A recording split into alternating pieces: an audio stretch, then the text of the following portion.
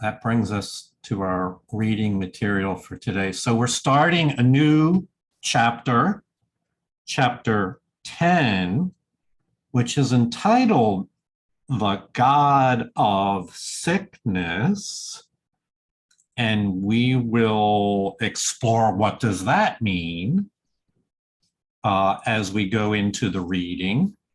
It's something that we should be aware of, and it will cover that and many other topics. Today, at the beginning, we're going to be doing the intro and also reading section 1 entitled At Home in God.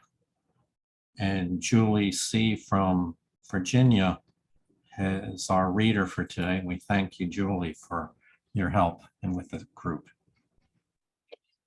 Nothing beyond yourself can make you feel fearful or loving, because nothing is beyond you. Time and eternity are both in your mind and will conflict until you perceive time solely as a means to regain eternity. You cannot do this as long as you believe that anything happening to you is caused by factors outside yourself. You must learn that time is solely at your disposal and that nothing in the world can take this responsibility from you. You can violate God's laws in your imagination, but you cannot escape from them. They were established for your protection and are as inviolate as your safety. So right away in the first paragraph, I mean, we're already talking about time and eternity here. So buckle up, here we go for some profound ideas.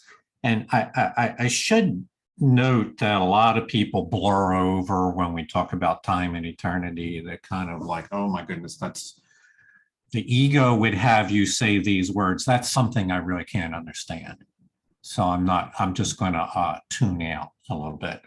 And our purpose here is to bring clarity and understanding. So let's just, without encompassing everything that could be said about time and eternity, just understand what is the points that are made right here. And that is that the idea of time and the idea of eternity are both already in your mind. They're both in there. Okay, so two concepts which seem to be at exact opposite ends of the spectrum: forever, eternity, and now, time. And they will seem to conflict in your mind until you do something, until you perceive that time has a purpose. Time is just a tool, a learning device, and its purpose is for you to regain eternity for yourself. So you could frame this in terms of a journey. We're in a journey of time, and the whole purpose for that journey is to regain eternity for ourselves. Notice it says to regain eternity. Remember, eternity is already in your mind already. So we are regaining awareness of eternity. But there's some issues with that. There are obstacles in our thinking that would impede us becoming aware of eternity again. What are those obstacles? You cannot regain awareness of eternity as long as you believe that anything happening to you is due to them out there, is due to it, is due to the world, is due to the God of sickness. As long as you attribute your experiences to being controlled and affected by outside forces, then you will give away your power and not be able to appreciate the eternity that is within you.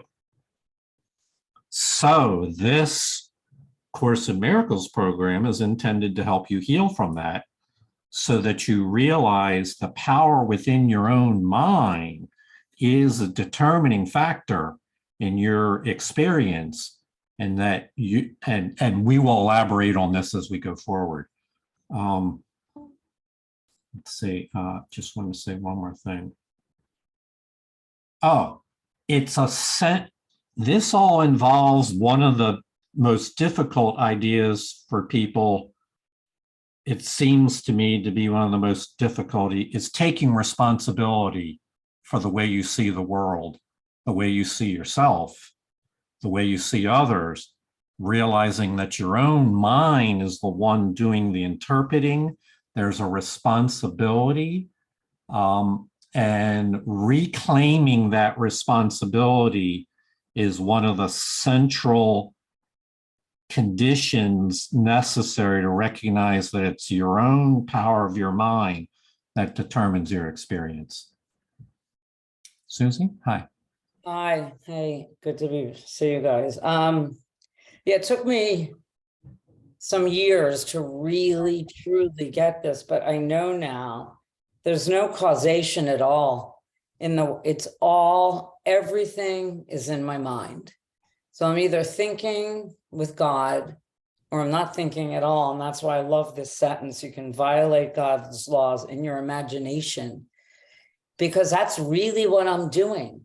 I'm making up stories. I'm in the past. I'm in the future. I'm making up all kinds of stuff. And then I'm going to have all kinds of effects from that kind of thinking. And I really, truly, like we talk about it being experiential, you know, I really, truly know that it's my 100% responsibility for what I'm thinking and what my perception is. And I can change it at any, you know, any given moment, but everything comes from my mind and the thoughts that are in there. And I'm so grateful that the Holy Spirit is there to help correct my thinking. So I just wanted to share that because it took me a while to truly accept 100% responsibility for my own thoughts. Yes, indeed. Indeed. Thank you, Susie. In fact, I would say the world teaches us to disown our responsibility, disown our power, and attribute ourselves being victims to a situation that's beyond us. So the world's teaching system is based on the opposite of accepting that responsibility for ourselves. And so it does come initially as a shock to hear these things. And then there's a period of undoing the past beliefs before the mind fully accepts that our own mind has the power to change our reality. We're going. God created nothing beside you, and nothing beside you exists, for you are part of him. What except him can exist? Nothing beyond him can happen, because nothing except him is real. Your creations add to him as you do, but nothing is added that is different, because everything has always been. What can upset you except the ephemeral? And how can the ephemeral be real if you are God's only creation and he created you eternal? Your holy mind establishes everything that happens to you. Every response you make to everything you perceive is up to you, because your mind determines your perception of it. So it seems to me we're just repeating what was said before, only we're going a little deeper. We're still on the same topic. We said a moment ago that both time and eternity are in your mind, but your awareness of eternity cannot occur until you own responsibility for your own mind. And then here it says, your mind determines your perception of everything. That, I think, even psychologists, many psychologists would agree, situations happen, but your mind determines how you perceive it and how you respond to it. So every response you make to everything you perceive is within your range of influence. We are not victims of the situation. We have choices. We can choose again. An additional thought that is here that might be a little more difficult to understand is about your creations. So let's just recall, your creations are the experiences where your soul was engaged in your life. These are moments where you were forgiving and loving and helpful and healing and kind. All those experiences which are in accord with the light of the Holy Spirit become your creations. They are forever a part of you. Well, they are not separate to you. They are a part of a larger creation. Your creations exist in a pool of creations. Your creations add to the Creator as you add to the Creator. So this is more cosmic. No good is ever lost.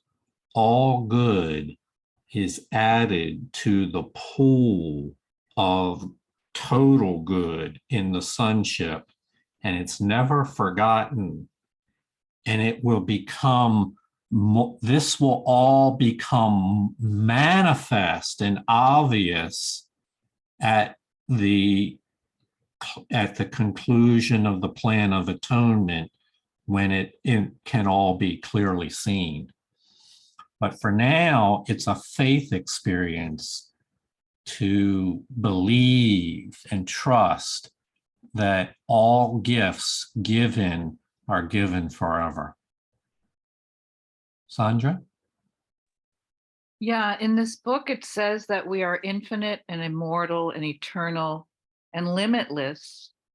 And my experience with that and with humanity is that that's ultimate freedom, and we're actually afraid of that, which I think you mentioned the other day, that we were afraid of our greatness, of our power. Yes.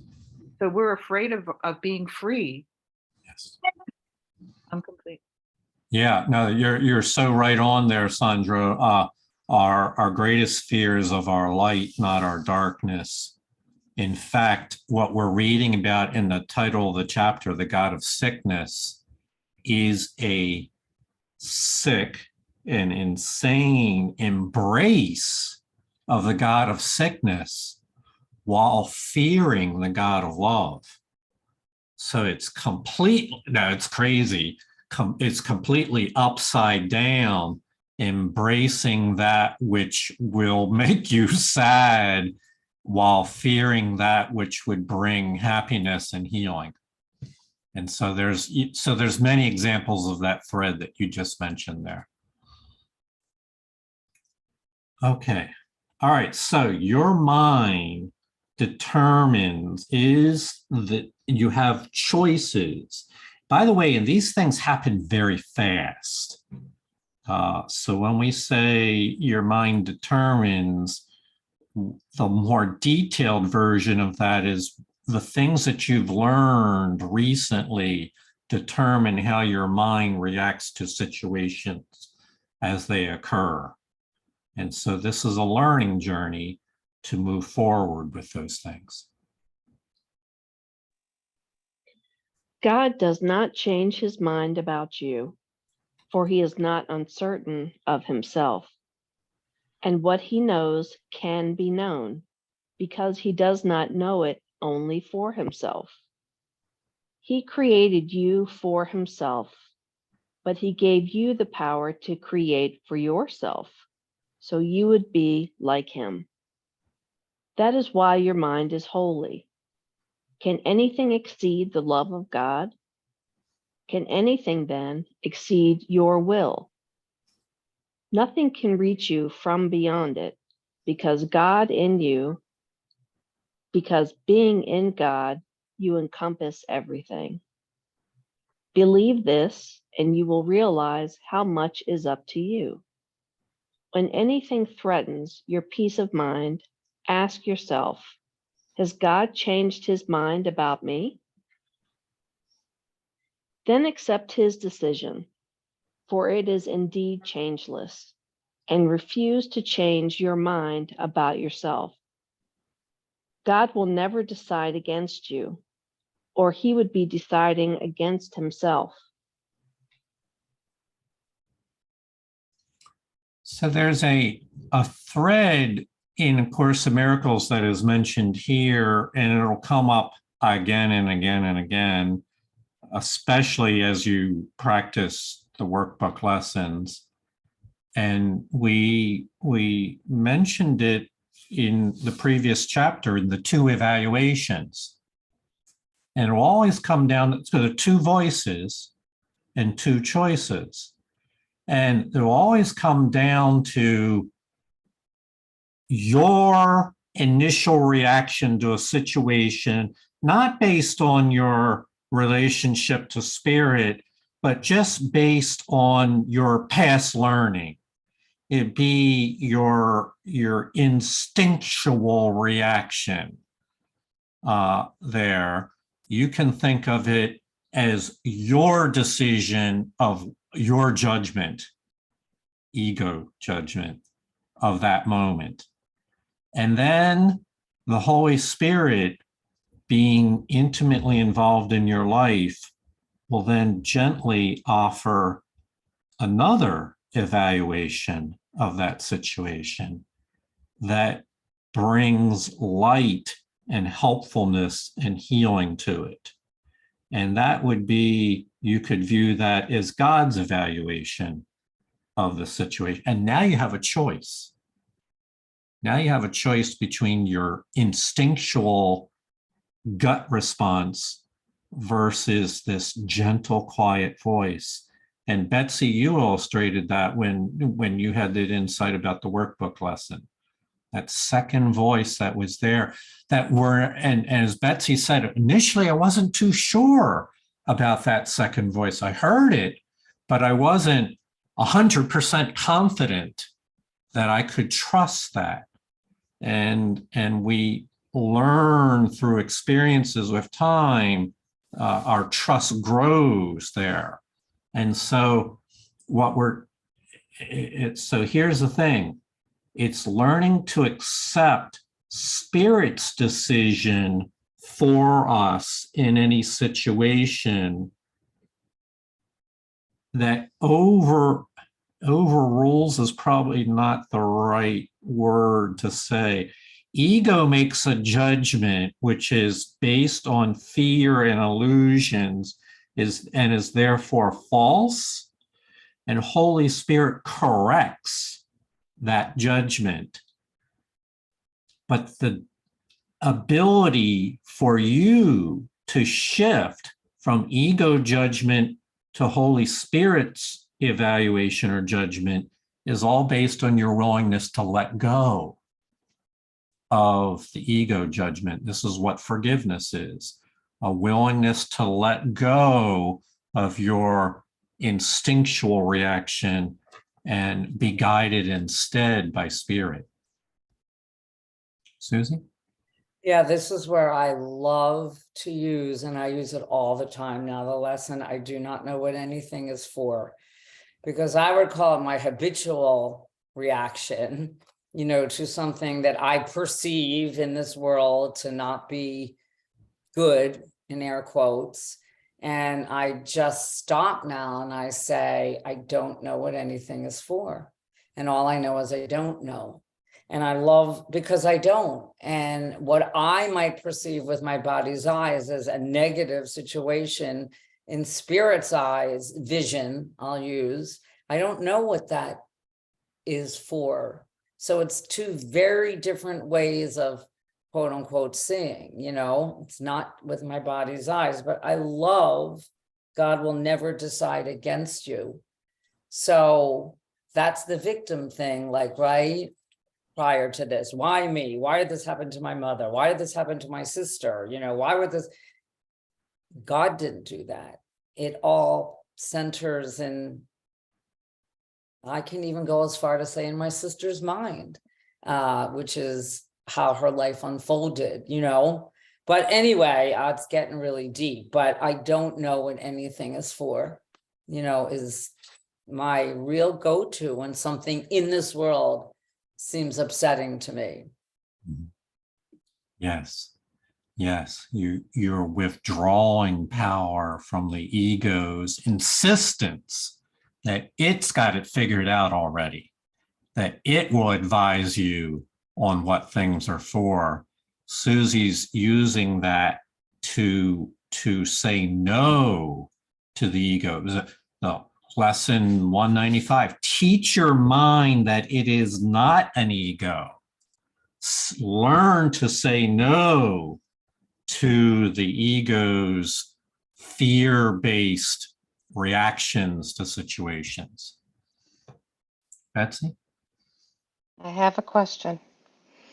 So when he talks about creation and in none of this, we take responsibility for everything that we do, but things that happen on the outer world, is the creation more or less like how you react to the outer world? Am I coming in? Yeah. No, I think I understand. Let me talk a little bit and see if it's helpful. We would say a course teaches that in every day of your life, in every choice you make, you are either making that choice partnering with the Holy Spirit or ignoring Holy Spirit and following ego guidance. So when you're partnering with the Holy Spirit, you're using the light to guide you in your choices and your decisions. When you ignore the light, you are following ego guidance, and we call that miscreating.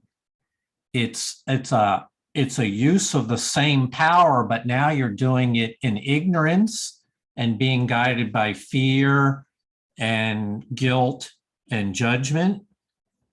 And all of us are doing that all the time, Betsy. Mm-hmm. And Yeah. so this course is to help us to wake up, to realize that's what's happening, and learn to train our mind to, like Susie said, to recognize, oh, I don't want to take the ego's advice anymore, to stop the old behavior and welcome. You can think of it as a prayer. Say, Holy Spirit, guide me here. I need your help. And so we shift from miscreation into creation. And we are all doing that every day of our life, whether we realize it or not. Thank you. Mm-hmm. Thank you for your question. Lots of questions come up about that idea of creation and miscreation. And lots of different ways of framing it. So we will encounter it, for instance, in the next paragraph. You do not know your creations simply because you would decide against them as long as your mind is split. And to attack what you have created is impossible. But remember that it is as impossible for God. The law of creation is that you love your creations as yourself because they are a part of you. Everything that was created is therefore perfectly safe because the laws of God protect it by his love. Any part of your mind that does not know this has banished itself from knowledge because it has not met its conditions. Who could have done this but you? Recognize this gladly, for in this recognition lies the realization that your banishment is not of God and therefore does not exist. Hmm. Hmm. So let's talk about the law of creation for a minute, because Betsy's question was about creation, your creations, and your creations are follow the principles of the laws of creation. And there are a series of statements in Course in Miracles, spread throughout the Course in Miracles, about what these laws of creation are. Here's one of them. The law of creation is that you will come to love your own creations as you love yourself. So again, Betsy, here's an idea. What does that mean? You will love your creations as you love yourself. So here's, we have all made choices with love as our guide in life. I'm not saying we did it all the time, but we have made choices where we were guided by our higher self. And they are stored in our mind. And many times then we forget about it. Well, your ability to reconnect with your creations, with your loving moments, is in accord with your love for yourself. So another way of saying it, as you once finally come to remember what you truly are, that you are a loving extension of God's mind, that you are a pure, eternal spirit being, you will come to love that self. And as you do so, your love for your creations will fill your awareness. You will love your creations as you love yourself, because they are a part of you. They are a summary of all the love you've had in your entire life and going out into the future. So these are the laws of creation. Anything that you create in love is forever. It's a part of you. You can forget it, but spirit has not forgotten your loving moments. And the memory of that will return as you disavow the ego, get rid of that self-hatred, the god of sickness, self-hatred, as that gets unloaded and forgiven and let go of, then the love, which was always a part of your being, comes rushing back into your awareness. And once again, you remember your creations. You love them as you love yourself. The two go hand in hand. Okay. So our task, I'll say this to Betsy, but it's for everybody. Betsy, our task in this program is not to add anything to our being, because God has already given everything that could possibly be given to our spiritual selves. Our task is to remove any barriers and awareness. So any part of our mind that does not know of God's love and of the laws of creation, our task is to let go of those beliefs, put them behind us through a process of spiritual forgiveness where we disavow those illusions and move fully into embracing the light. This can be said many ways. One is we become aware of what the God of sickness is, and that we unconsciously participated in the embrace of the God of sickness, and we choose again to withdraw from the embrace of the God of sickness and turn more fully and completely to embracing the God of love. That's when our love for ourselves returns. That's when our love for our creations returns. Noel?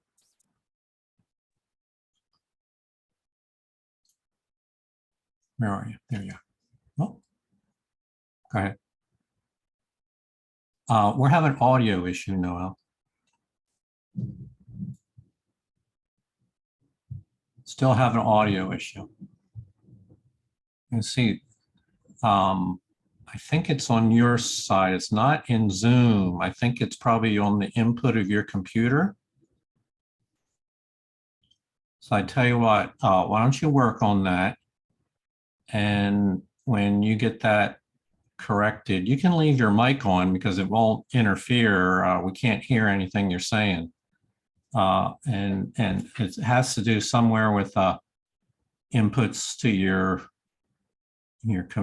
input volume. It might be on Zoom. Go to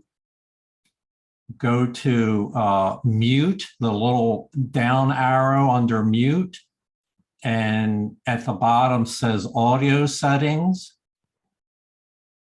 and then look at your input level and dial that up. You got it? No, we can't hear you. Okay, so we'll come back. Technical things happen sometimes. All right, let's go on. You are at home in God, dreaming of exile, but perfectly capable of awakening to reality. Is it your decision to do so? You recognize from your own experience that what you see in dreams you think is real while you are asleep. Yet the instant you waken, you realize that everything that seemed to happen in the dream did not happen at all. You do not think this strange, even though all the laws of what you awakened to were violated while you slept. Is it not possible that you merely shifted from one dream to another without really waking? So this goes up deeper and becomes more into the psychospiritual domain that is a part central to this course. And it brings up a paradox. And here it can be said in a number of ways. Here's one way of saying it. In truth, you are at home in God. You live and move and have your being in the mind of God. Our being is perfectly safe and secure in truth. But in the beliefs of the little part of the mind that identifies with the ego, we're dreaming that we've been exiled from the heart of God, the home of God. This is metaphorically illustrated by the idea of Adam and Eve are kicked out of the garden of God. So they've been exiled from the home of God. But we are perfectly capable of awakening to the reality that we are at home in God. And now comes one of the biggest, well, the biggest existential decisions of all. Is it your decision to awaken to the reality of being at home in God? And that's deep, because a lot of us didn't know we had a decision to awaken to the reality. And most of us don't understand how to frame that decision. What do you mean it's my decision? What am I supposed to do? It actually turns out to be a series of choices reinforced again and again to move towards the light and towards truth and awakening, and to abandon the God of sickness and the meanings and beliefs of fear and judgment of the past. So that decision is an ongoing process. That's why we have a workbook for a daily practice of making choices to move in towards the light, in towards creating in the light, and away from miscreating in confusion. And so we will refer to that confusion as being a state of dreaming, that we're in exile. It doesn't mean that we're laying down in REM sleep with the lights out. It means that we're actually moving about in our day, but believing that we are not in God's presence, and believing instead in some other interpretation of reality. And once you waken, you'll realize that everything that was seen to happen before did not happen at all. This is the process of insight. Kim? So this whole concept of exile Yeah.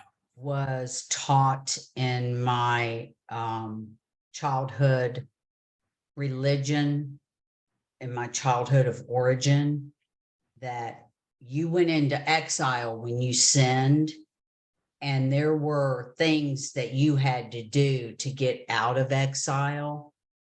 And so this concept, when I started this course, and this whole idea that it was choice, and really it was a little bit of an unlearning of the unhealed learning that I had as a child.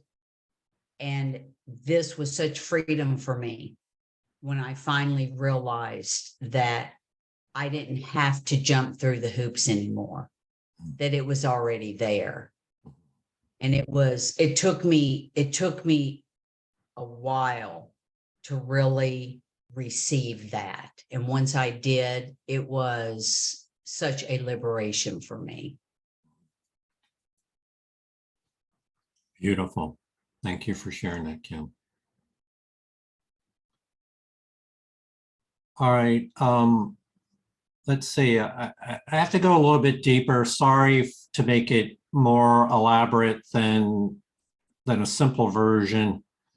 But there's an idea here of dreaming and then waking up from the dream, but you're still dreaming.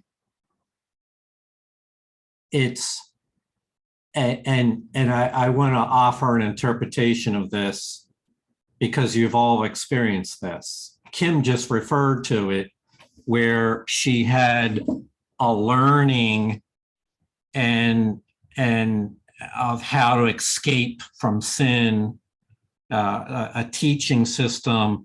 And so it appeared to the people that believe that now that we've awakened up from the dream of sin. This is an experience. I hope that you will have this throughout this year, whereby you, whether it be through a workbook lesson or a relationship with another person, anything that causes you to heal and step forward into the light, it then feels like when you take that next step forward into the light that it's brighter than ever. And it's possible to think that now you're awake. Because compared to before, you're far more in the light than you were before. But is it not possible that you merely shifted from one dream into another without really waking? And so this will happen with the workbook lessons. And this is to be encouraged. This is not that we're not discouraging this. This is a process of insight, of inward sight into spirit, whereby before you were confused and clarity comes to you that you never had before, you step forward. But is it not possible that you're still not fully awake? That there's more to go? And so this is, and the answer is yes. You're not fully awake. You're not finished the journey. You've made progress on the journey, but you and I have more progress to go. And this is why perhaps the next time around, the very same material that we'll read will step forward again into more clarity than we had before, but we're still not fully awake. And so I want to read the next paragraph, and then we'll come back for comments, because the next paragraph builds on this idea. Would you bother to reconcile what happened in conflicting dreams, or would you dismiss both together if you discovered that reality is in accord with neither? You do not remember being awake. When you hear the Holy Spirit, you may feel better because loving then seems possible to you, but you do not remember yet that it once was so. And it is in this remembering that you will know it can't be so again. What is possible has not yet been accomplished. Yet what has once been is so now, if it is eternal. When you remember, you will know that what you remember is eternal and therefore is now. Mm-hmm. All right, so this is deep. Thank you for being patient and willing to consider such ideas that are never talked about in other environments or not talked with clarity. So rather than focus on the understanding I had before and the understanding I had now and comparing the two and trying to reconcile all that, rather than even giving attention to that, let's recall that there is an eternal reality within us, and that's what awakening is. And so we'll pick it up from there to review. So the truth is both time and eternity are within us, but we don't remember being awake in eternity. And when you practice this course, you hear the Holy Spirit and you may feel better, because now healing and love, more light fills your life. You definitely feel better. You should feel better, but doesn't mean that you've fully and completely awakened to the eternal reality in you, that is what we would say is ahead of us in our journey. Now, this is going to get paradoxical when I say ahead of us in our journey. So it says right here, what is possible has not yet been accomplished. Your full awakening, which is total forgiveness, total willingness, completion of the atonement, which is possible, has not yet been accomplished. And now here's the paradox. But the reality of that total forgiveness, total willingness, the completion of the atonement is a gift from God that lives within you. And so your mind hasn't yet fully caught up to the realization of the gift that's within you. So what once has been your eternal gift is part of you now. And when you remember it, you will know. Betsy, this is well, they use the word know here, meaning full confidence, certainty that goes beyond words. You will know that what you remembered is eternal and is therefore alive and real to you now. So there's two dimensions to this. There's your passing through the journey of time, a step by step towards healing and light. And there's this destination of your full awakening. And both of them are part of your experience at once. We call it the time eternity paradox. How can the little mind says, well, tell me if it's one or the other, just tell me which one it is. Is time true or is eternity true? Attempting to exclude the other. The truth is both of them are part of our experiences while we're healing. Susie?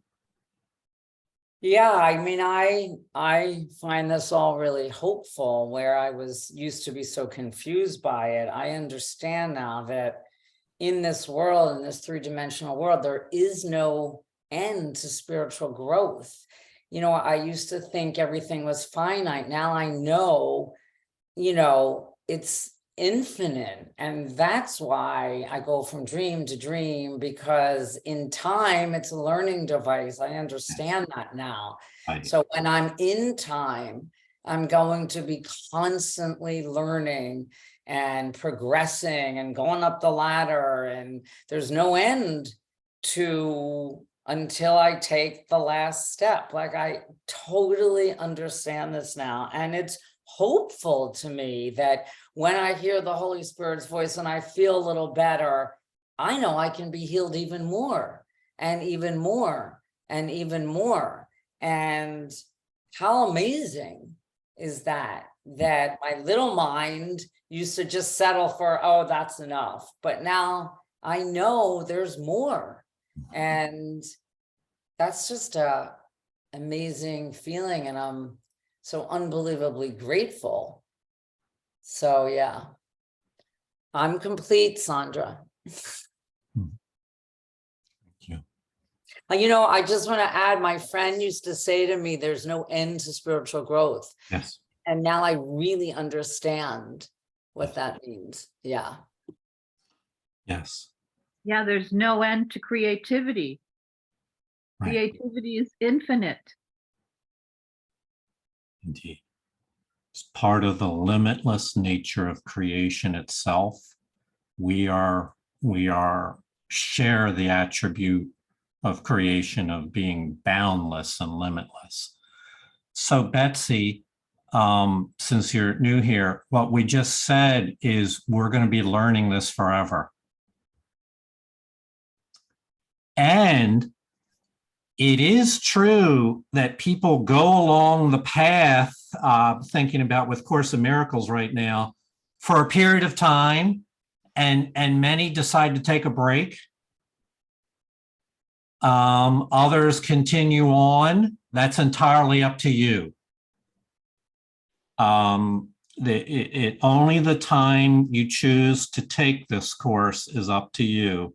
So, but given that it's a limitless creation, there's a limitless amount of growth opportunity here.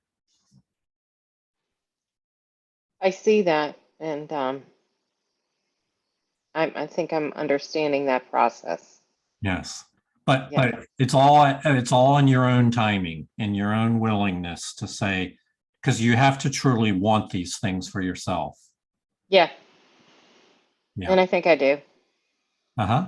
And you'll become more clear on that as you go. The more experiences you have, the more you learn to trust it and believe in it, and ultimately look to it for your happiness and fulfillment. Mm-hmm.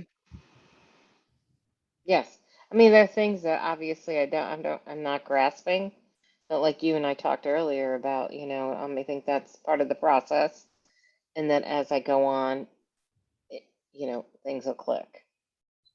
Yeah. Very much part of the process. Thank you for accepting the way it unfolds. Thank you. Okay. So we touched on the time-eternity paradox. It's in the first paragraph. Time and eternity are both in your mind, and they will seem to conflict in your mind until you perceive that time has one purpose only, to serve as a tool, as a means for you to regain eternal consciousness. So that's what it means when it says, in time, your recognition of reality has not yet been accomplished. And yet, at the end of the journey, when you're fully awake, you'll realize it was always with you. Eternity was always a part of you. So we would say by faith, we believe that eternity is part of us right now, by faith. And we come to trust in that more and more as we progress in this journey and see evidence in our lives and in our healing and in our relationships. The time-eternity paradox, we will touch on this many times because you can't get around it. This is the basis for the entire healing journey, is to return your mind to an awareness of eternal reality. Okay. You will remember everything the instant you desire it wholly. For if to desire wholly is to create, you will have willed away the separation, returning your mind simultaneously to your Creator and your creations. Knowing them, you will have no wish to sleep, but only the desire to waken and be glad. Dreams will be impossible because you will want only truth. And being at last your will, it will be yours. Mm-hmm.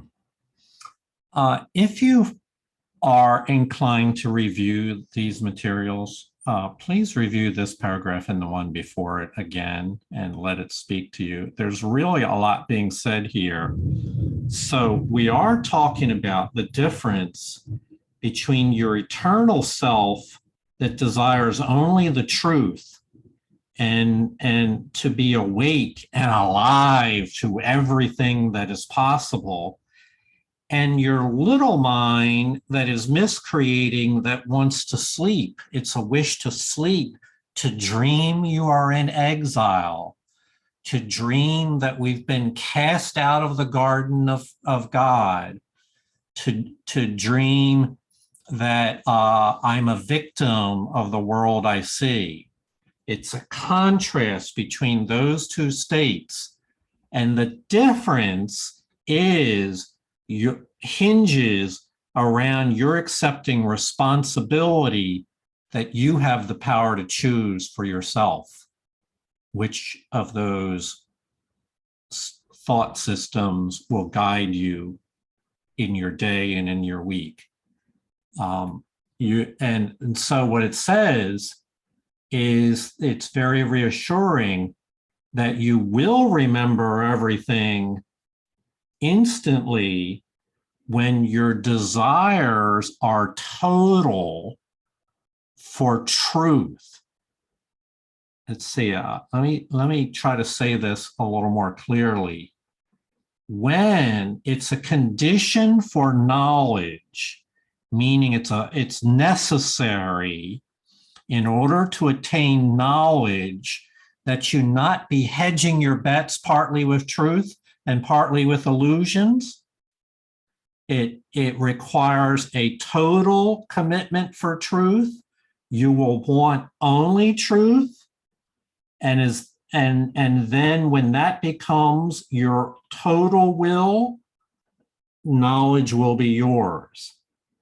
And so and part of that is that our mind will no longer be split between the desire to be awake and the desire to sleep.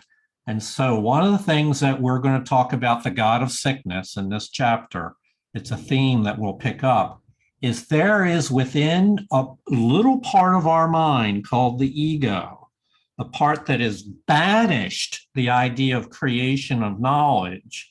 It's a desire to remain asleep and serve the God of sickness. And that is the only obstacle that we have to deal with to free ourselves and to return to the awareness of our wholeness. Kathy? I wanted to say I love what Susie said, and I love this section. It's very beautiful. It reminds me of the Salve Regina, the poor banished children of Eve, exiled and all that, and that, God is a salve, and the healing. And so it's very beautiful to me. And I did want to say, God is the timing. Yes, we make choices in time, but God is the timing. So the recent healing I went through, I prayed about in 2011, and been praying since, and God decided, okay, it's going to be 2023, right? So it's not, and I know there was a process to it, and I evolved, right, over time, and I studied the course deeper and really understood it better, and I had the knowledge of it. I read Return to Love in 2005, but I didn't really study the course until 2015. So, that was my evolution, but that's all I wanted to say. God is the timing. And time is for healing. And yeah, thank you, Jonica. This was very beautiful. Mm-hmm. Thank you, Kathy.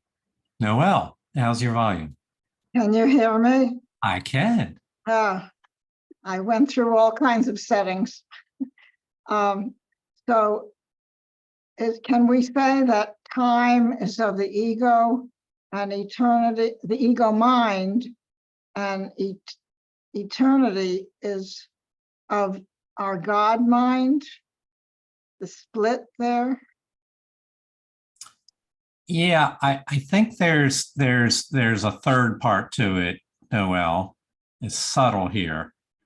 The ego wants us to be imprisoned in time and shut off from eternity. Holy Spirit is gentle and understanding and knows that we're passing through a time consciousness. So she's okay with us being time limited as long as we're moving forward in our learning towards eternity. So it's an intermediate stage, but for her, the goal is certain. Eternity is the goal, and she's gentle and understanding with us while we choose to believe that sleeping and worshiping the god of sickness has value. I'd like to bring up something else. Kathy, I'm sorry to disagree with you, but the concept of God's timing, I'm not sure that holds for me, because it seems to me, and I'd like input on this, that the timing has to do with my understanding and my acceptance of reality, rather than a deus ex machina coming down and saying, okay, I'm going to make you suffer for X number of months or years until I decide otherwise. So I'd like some clarity on that from anybody. Thank you. I think it's a great topic to consider. Let's hear for some people. Susie? I think what Kathy meant was only, and it says it in the course, the Holy Spirit will meet you where you're at. So, and the Holy Spirit is guided by God. So Kathy probably, and correct me if I'm wrong, Kathy, I'm not sure, but I think that the Holy Spirit meets me where I'm at. And I prayed for healing 3 years ago over many, many things that I'm not sure I was ready to be healed from. And I only attribute that to the Holy Spirit meets me where I'm at. And I might think in some part of my mind, I'm ready for certain things, but I think the Holy Spirit knows better when I'm ready to accept real healing. And sometimes early healing, I think it addresses this in the course, that the Holy Spirit wants to awaken us gently, because it could be jarring or frightening to be healed from something that I want to be healed from, but I'm not maybe quite ready for. So I think that's more that what she meant. I think not that the Holy Spirit, I think there was a line that God would never want to see me suffer, but I've had so much, my mind has been so unhealed for so many decades that my healing has to take its course, and then I am able to accept it better already. Does that make any sense, Kath? Yeah, that does make sense, but there's two concepts that I was sort of melding together. In the course, it says time and space is under God's control. It's very clear. And then also, it says that all errors are corrected immediately by the Holy Spirit. Now, we don't get it. We don't see it with our eyes immediately, but it's corrected immediately. So that's what I meant when I said there's a process. And I'd like to hear what Jonica has to say about it. Oh, I'm taking notes on what you guys are saying. Sandra? Yeah, in the book, it says that God will take the final step. And Yes. I totally understand what Kathy was saying, because my healing is in God's timing. I can practice because I want it all and I want it now. But it's not going to happen that way. It's going to happen in God's timing. And so I just put one foot in front of the other, do my best, and forgive myself when I'm not, because I'm not fully integrated. I'm just put one foot in front of the other. That's it. True. Thank you. Thank you. So I'm just going to affirm some of the things I just heard.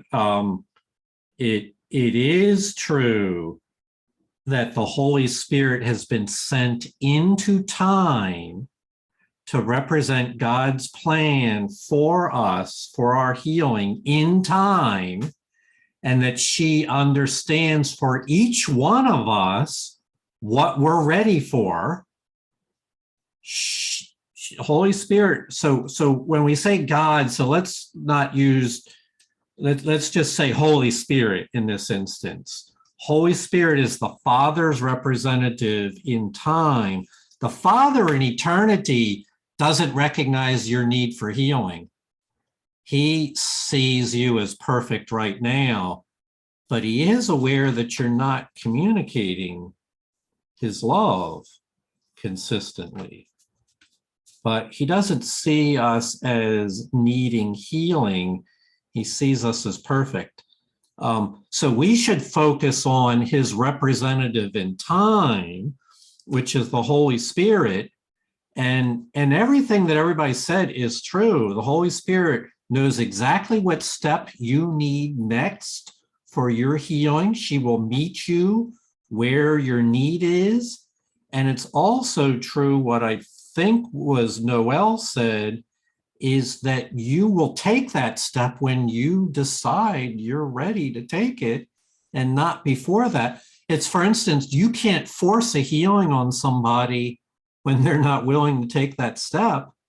So it's a joining of the Holy Spirit's readiness with your willingness to say, okay, I'm ready to heal. Kim? So the only thing that I wanted to kind of say out loud is there is no withholding of healing, though. So the healing is always available at every second of every instant of every minute. And so I just felt as though I wanted to say that out loud, because it kind of almost sounded like that we were saying, you know, something different. And so it's all according to me and my readiness for that healing. The healing is always available. Yes. As a matter of fact, that was in what Kim was saying is reinforced in the last paragraph. You'll remember everything the minute you desire it wholly. So God is ready to give you eternity right now. It's you and I, and Susie alluded to this, it's better to wake up slowly to infinity and eternity, because from a frightened state to immediately wake up to total infinity is frightening to a frightened mind. And so it's a gentle awakening, a gradual acceptance of a larger plan. Noel? And in that gentle awakening, I think of Susie's favorite lesson, I don't know what anything is for, because I have a current situation where it seems like physical healing ought to be imminent, but my interactions with so many people involved are really blessed. And I'm learning, and I know that I'm giving them a lot of learning and blessings and love too. So I'm sure I'm not ready to accept fully my own physical healing, and not but and there are many, many healings going on. Yes. Yes. It doesn't require we notice and recognize the healing. We trust that they are occurring. Kathy? Yeah, just one last comment. the course says we take the quantitative steps for the qualitative shift. So, and like with Joe Dispenza, that was immediate, like his spine was healed within whatever, 6 weeks. But some of us, it's not that way. So, Yes. All right, Sandra? Yeah, I think the course also says we're all in this together, and so we all have to heal together. So it's like nobody's going to get there first. There you go. There you go. Can I just say one last thing, Jonica? Sure. You know, it says, it's all experiential. So the more healing experiences, well, I'll just speak for myself, that I have, the more I want.